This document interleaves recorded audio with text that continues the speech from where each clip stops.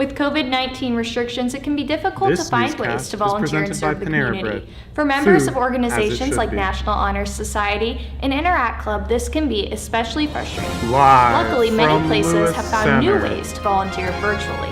On the campus Despite the of current restrictions with Olentangy COVID, you can still Orange, take part in serving the community. this Opportunities is to donate your and volunteer orange online are juice. growing, and students now have the capability to help others from the comfort of their home. With So right now is anchors a good time Kylie to be looking for Hansen ways to serve and where you don't Ethan have to be Hunter. in person to actually physically be doing something, but Your you can orange look for juice food banks to starts donate right to. now. With the holidays coming up, people are in need obviously of food and toys. There's a lot of toy drives going on. Good morning, Pioneers. Today is Wednesday, December 16th. I'm Chase Balser. And I'm Cameron Flores, and this is your orange juice. We hope to see everyone wearing their OOHS spirit. Tomorrow, wear your ugly sweaters and or crazy socks. National Honor Society inductees, don't forget to pick up your NHS pins today during your lunch period. Class scheduling for the 21-22 school year is quickly approaching, and we'd love to see you explore some of the many electives offered throughout the school building. In each department, right here in our journalism program, you can take Intro to Journalism as a prerequisite, then track into newspaper, web, yearbook, or broadcasting. See Ms. Phillips or Mr. Nicola with any questions. Olentangy Alumni Association is selecting one senior from each high school for an internship. This unpaid internship will focus on finding and engaging with Olentangy School's alumni and promoting OAA to their classmates as they head into graduation. Applications are due no later than Wednesday, December 16th to the Olentangy Administrative Office, or email the application to the email on the screen. If a student is unable to receive a signature from a staff member due to the hybrid learning model, that staff member may email Rachel Hawk with their approval for the student. If you have any questions, please feel free to contact Rachel Hawk or Amanda Beeman. Now, here's Ashley Fow, who looked into virtual service hours. Let's take a look. With COVID-19 restrictions, it can be difficult to find ways to volunteer and serve the community. For members of organizations like National Honor Society and Interact Club, this can be especially frustrating. Luckily, many places have found new ways to volunteer virtually.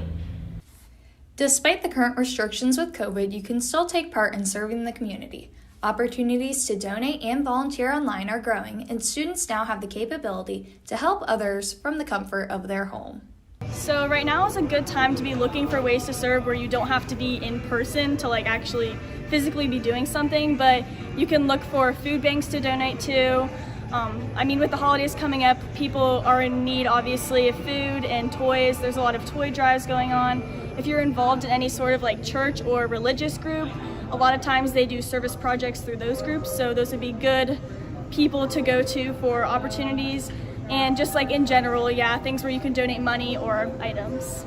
There are various places people searching for service opportunities can go to find ways to give back. At Orange, both National Honor Society and Interact Club have been promoting these opportunities via social media and websites. So you can look through our NHS page. We have a website, and on that website we have different opportunities listed. And also you can go through clubs like Interact Club at our school. That's a service club, and they have a few different things you can do this semester, and you can, like I said, go to your church or religious groups or different clubs with teams, and you can put together a group project where you can do something but not have to be together to do it. It's great to see people adapting in order to help others, because it is so important to find new ways to give back amidst our current situation. Thanks, Ashley. Are you looking for the perfect gift for your parents, bestie, or special teacher who really made a difference for you? You can order online at the address below. Simply use the school's address and enter your table number or room number as the apartment number. It's that simple. There are so many layers to the recent vaccine news. It can be a lot to unpack. Here's an update. Thanks, guys. Now let's look into some COVID statistics. Looking into vaccine, Pfizer and BioNTech's coronavirus vaccine is the first to receive an emergency authorization from the FDA. Officials saying it will be ready for widespread distribution within days. This will be the most ambitious vaccine campaign in the U.S. history.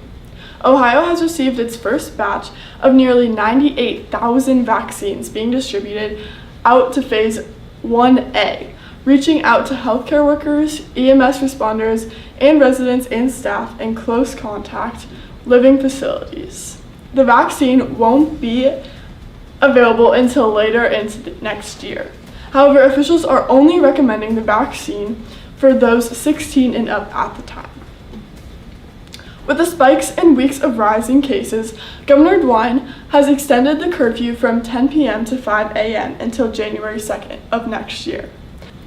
Ryan Hess got the opportunity to speak to this student, and she said, quote, "After being quarantined and looking back at everything, I think the curfew is doing a good job slowing down the spread.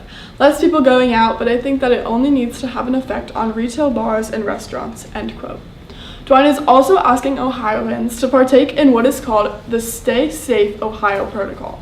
10 things we have already been asked to do: wear masks, socially distance, and stay home. But the governor says it's especially important during the next 3 weeks. Tune into our national news show this Thursday for more information. The Entrepreneurs Business Club is collecting new unwrapped toys through Friday, December 18th for children in need. You can donate toys in the main office or in Miss Gellenbeck's room 2006. The toys collected will go to Firefighters for Kids. Thank you for your kindness and generosity. If you have an old coat that is in good condition, out of style, or no longer fits, please donate it to the DECA Coat Drive. Coats should be freshly washed. Please bring your gently used coats to room 2005, the main office, or 4 Orange during first, second, or third lunch. Orange Light Productions has had to get creative with how they put on the fall show. Here's Lily Clark with the full story. Well, the fall play has already wrapped up. We got the chance to talk to some of the actors during their rehearsals. Hi, I'm Melinder. I'm a senior and I'm the stage manager for The Wilderness. So basically, I just make sure that everything happens when it's supposed to and that the show doesn't crash and burn. And I think The Wilderness is really important right now because it's letting all of us like arts kids explore technical aspects that we've never gotten to see before and just deal with the pandemic right now. And I think it's dealing with a lot of important issues.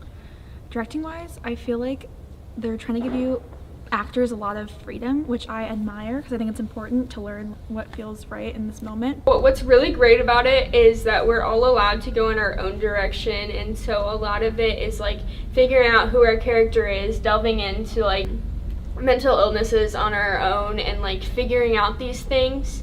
And so that's been really good for us, and it's also really scary because it's pushing us as actors with less direction. Really well.